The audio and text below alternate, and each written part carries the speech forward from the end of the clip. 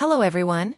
Today we're going to explore the concept of total tenant payment, also known as TTP. We'll discuss how TTP is calculated according to Federal Regulation 24 CFR 5.628. Our focus will be on public housing and the Housing Choice Voucher, or HCV, program. I'll walk you through each component of TTP, including tenant rent, minimum rent, and special rules for enhanced vouchers. We'll also cover the process for requesting financial hardship exemptions, making sure you're clear on both tenant rights and responsibilities. Now, let's break down the components of TTP first. There's tenant rent, which is the base amount tenants pay, calculated according to their income and family size in public housing.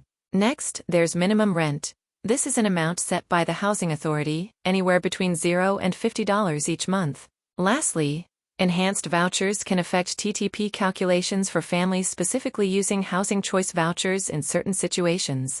Next, we'll talk about minimum rent requirements, which are covered under 24 CFR 5.630. Housing authorities have the power to establish a minimum monthly rent ranging from $0 to $50. Importantly, if a family is facing financial hardship and can't afford the minimum rent, they can request an exemption from this requirement. Now, let's go step by step through the financial hardship exemption process. First, a tenant experiencing hardship requests an exemption from paying minimum rent. The housing authority will immediately suspend the minimum rent requirement starting the month after the request. The authority then conducts an investigation to confirm if the hardship is valid.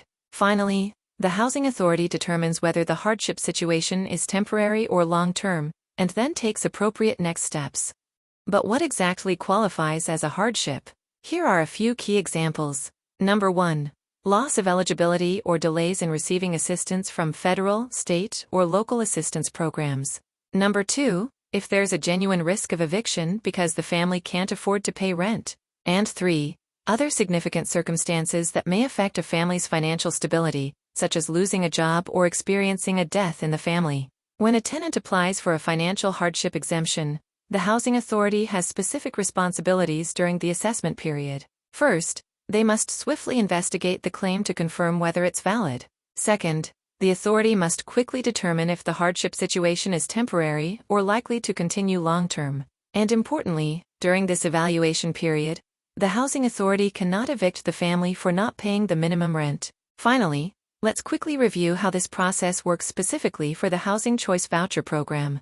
Just like in public housing, when an HCV family requests a hardship exemption, the housing authority immediately suspends the minimum rent requirements. They then promptly evaluate the hardship and determine the appropriate next steps to support the family.